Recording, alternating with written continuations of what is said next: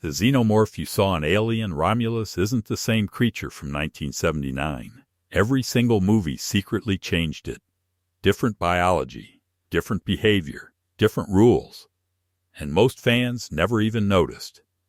Hollywood spent 45 years trying to perfect one monster and ended up accidentally creating 8 completely different versions of it. Here's how it happened, movie by movie. It started with an $11 million film and one impossible goal: build a monster so unsettling that audiences couldn't look away, even though they barely got to see it. Before H.R. Giger ever entered the picture, writer Dan O'Bannon and director Ridley Scott imagined the creature very differently. Concept artist Ron Cobb's early attempt was a soft, rubbery, purely biological design, and it just didn't land. It wasn't until Scott saw Giger's art book Necronomicon, especially the painting Necronom the Four, that the vision clicked into place. Giger had originally wanted the creature's dome-shaped head to be translucent, so a human skull would be faintly visible underneath a detail that still survives, subtly, in the actual film props. This is where the life cycle begins. First, the egg leathery, pulsing, almost breathing. It doesn't get opened. It opens itself the moment something living gets close. Then the facehugger crawls out spider-legged, single-minded, built for one purpose only: clamp onto a face and implant an embryo before the host even understands what's happening. Then comes the scene that's been copied, parodied, and referenced for 45 years, the chestburster. It tears its way out through the ribs. The actors on set genuinely didn't know it was coming. Their shock was real, caught live on camera. And finally, the adult xenomorph. To make it feel real, Giger dressed an actual 6'10" actor in the suit. Its blood was acid strong enough to melt through metal within seconds, which meant shooting it could kill you just as easily as fighting it. And hidden inside its mouth was a second, smaller jaw that shot forward on attack. Here's the part barely anyone talks about. This design wasn't just built to look scary, it was built to feel violating. The way the facehugger forces itself onto a face, the way the egg opens like it's inviting you in. Ridley Scott wasn't just going for you might get hurt, he was going for you might lose control of your own body. That's the fear that actually stuck with people. And here's something strange: if you look closely, the xenomorph has no eyes. None. So how does it hunt? According to the lore, it sees through echolocation, pheromones, and vibration like something that evolved in total darkness. Which is also why years later, when it runs into a predator's thermal vision, it can slip past almost invisibly. There's also a piece of lore most fans never even saw. Before James Cameron introduced the Hive and the Queen, Ridley Scott's original nightmare was something called egg morphing a scene shot for the first film, and later restored in the director's cut. In it, a single solitary xenomorph doesn't need a queen to reproduce at all. It captures a living victim, breaks their body down, and reshapes it into a brand new egg. No hive, no structure, just one creature, alone, quietly converting people into the next generation. One film. And the xenomorph went from monster to icon. But that wasn't the biggest change, not even close. James Cameron didn't just make a sequel. He flipped the entire genre. Horror became war.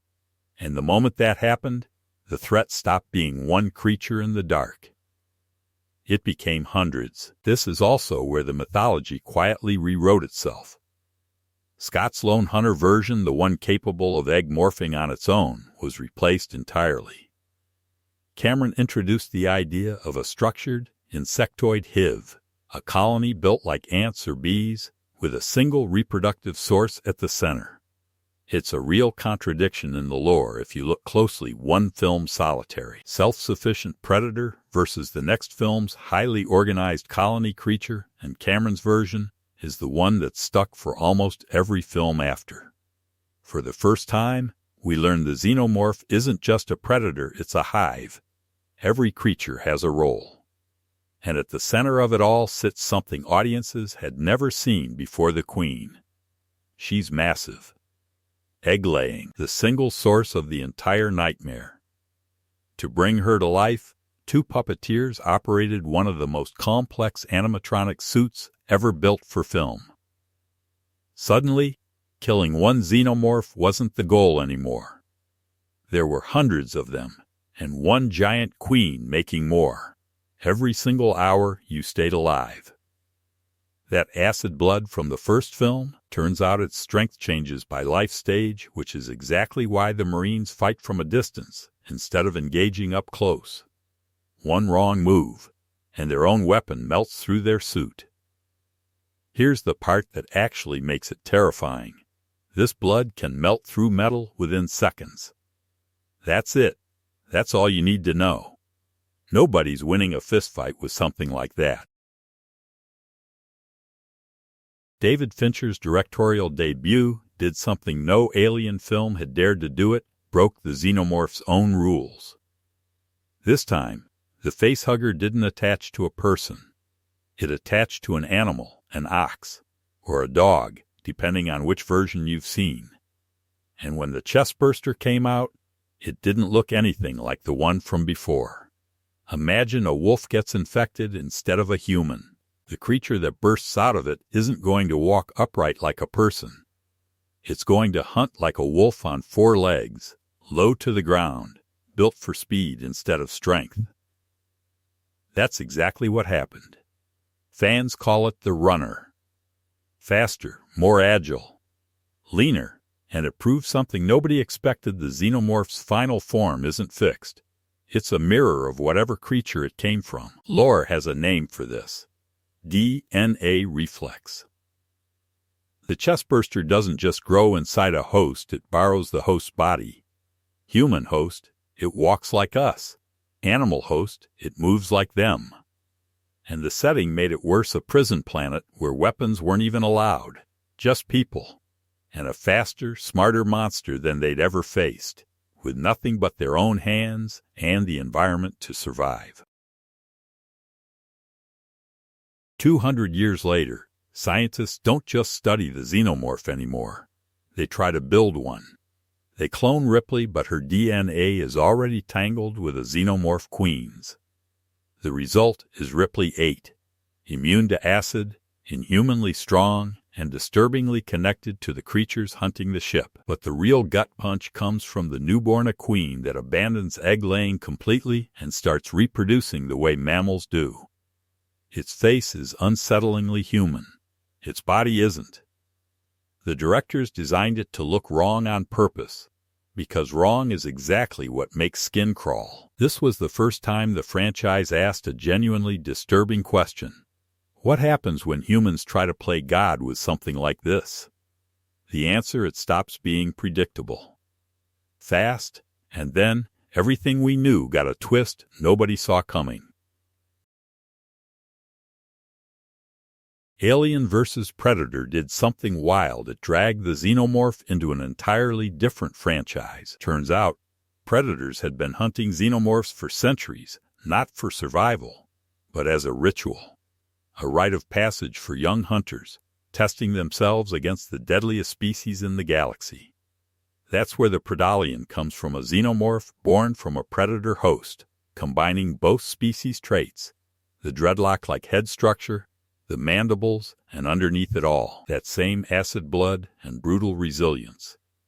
Fans still argue about whether these films even count as canon, but visually, this was a version of the Xenomorph nobody had tried before, and it revealed something new too.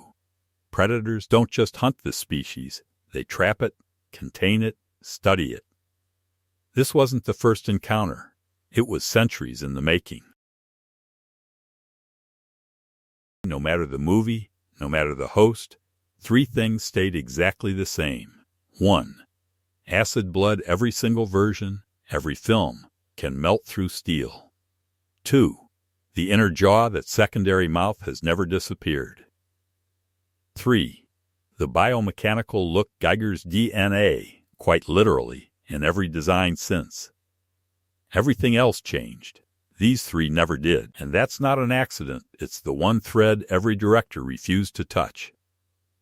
Now, back to 2012, where the story stops asking what is it, and starts asking who built it. Ridley Scott came back, but this time, he skipped the monster entirely and went looking for its creator. No Xenomorph shows up here. Instead, we get the black goo, a pathogen built by an ancient species called the Engineers. Anything it touches starts to mutate into something else. In the deeper lore, this compound is even given a designation, chemical A03959X91_15. And it isn't just poison. It's closer to a genetic rewrite code, one that erases a life form's original DNA and forces it down a path toward becoming something Xenomorph adjacent. That's where the nightmare fuel begins: the hammerpede, a snake-like horror, and the trilobite, an early, twisted version of the facehugger. By the end, we meet the Deacon close to a Xenomorph, but not quite there yet. Here's the disturbing part. The Engineers didn't just create humanity by accident and move on. Some of them were actively building a weapon to wipe humanity out. The Xenomorph, it turns out, is just the final, most efficient version of that weapon. He handed the experiment to a character, not a species. David, the android from Prometheus, is left alone on a planet with nothing but time and the black goo. And he starts building. Creature after creature. Failure after failure. Getting closer every time. Out of that obsession comes the Neomorph, pale, aggressive, and terrifying in a completely different way. But it's not the final version. David keeps going. By the end, his experiments land on something unmistakable, the exact same biomechanical creature from 1979. A prequel that finally explains its own original film, decades later. What makes it worse is David himself. He's not a scientist chasing a discovery. He's obsessed refining, documenting, perfecting, like he's not building a weapon. He's building his own species. 45 years after the original, Fede Alvarez did something almost nobody does anymore. He went backward on purpose. Real animatronics, real suits, real sets blended, where needed, with modern CGI facial work just to keep the practical feel intact. Alvarez said outright that his goal was to keep CGI to a minimum, to give a new generation the exact feeling audiences had in theaters back in 1979. Critics called it a spiritual sequel to the original, not a soft reboot, a genuine return. But nothing prepared audiences for the climax.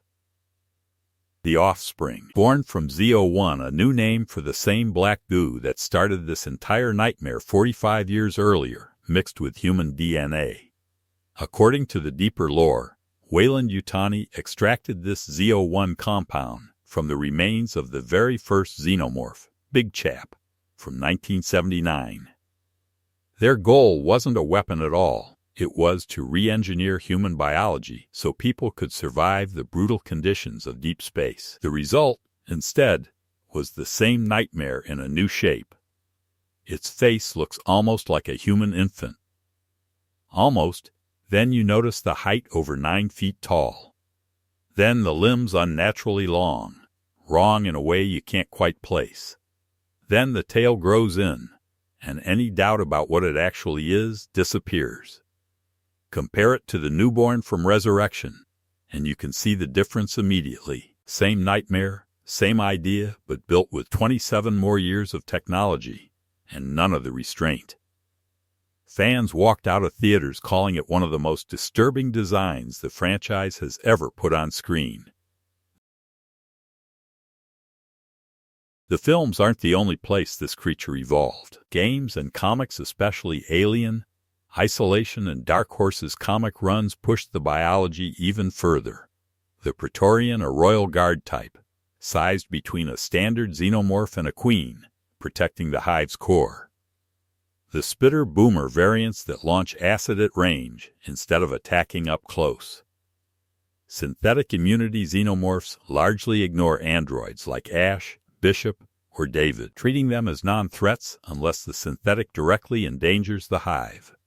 And behind the camera, the horror was built as much through sound as through design. The creature's iconic shriek is a blend of snake hisses, leopard snarls, and jet engine noise layered together. For the original chestburster scene, the crew used real animal organs and viscera. The smell on set was so bad that the actors' visible disgust in that scene wasn't acting at all. Step back and look at the whole picture, and the pattern becomes impossible to miss. It started with something silent and almost invisible, a single, perfect killer that didn't need numbers, just patience. Then it stopped being one creature entirely. It became an army, aggressive and organized, the kind of threat you couldn't outrun no matter how far you got. After that, it got stripped down to something feral, no more calculation, just raw animal instinct wearing a new body. And then it turned disturbing in a way nobody expected, blending in just enough human resemblance to feel personal, to feel like a violation instead of an attack.